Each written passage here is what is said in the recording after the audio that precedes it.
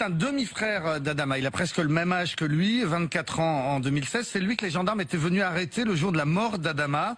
Il était recherché pour une affaire d'extorsion de fonds sur une femme fragile qui était placée sous curatelle. Il avait plusieurs fois exigé qu'elle retire du liquide pour lui. Dans cette affaire, il a ensuite été jugé et condamné en avril 2018 à 2 ans et demi de prison ferme. Mais pendant qu'il était incarcéré à Fleury-Mérogis pour ces faits, il a été accusé de se livrer à du trafic de drogue depuis la prison avec un de ses frères qui gérait le business depuis l'extérieur. Ils ont été condamnés pour ce trafic à 1 an et 2 ans et demi de prison ferme. Bagui Traoré est accusé d'avoir participé à ces tirs.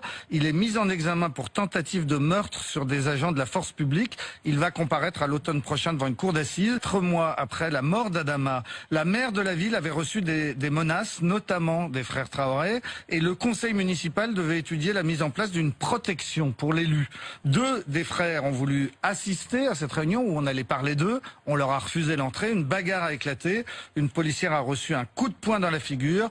Bagui et Issoufou Traoré ont été arrêtés. Mais leur arrestation a aussitôt provoqué une émeute dans la ville. Une dizaine de jeunes, dont un autre frère Traoré, ont arrêté un autobus. Ils ont molesté le chauffeur, ils l'ont éjecté puis ils ont mis le feu à l'autobus.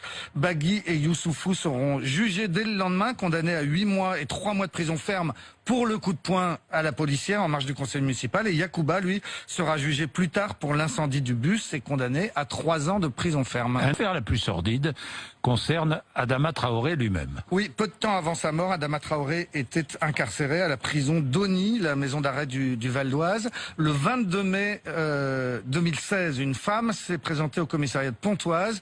J'ai lu hier le PV de son audition. Elle raconte que son fils Steven partage la cellule d'Adama Traoré, qu'il fait l'objet de sévices. Et finalement, en pleurs, il a avoué à sa mère avoir été violé par Adama. Sa mère a ensuite remué ciel et terre pour que son fils change de cellule, ce qu'elle a obtenu quelques jours plus tard.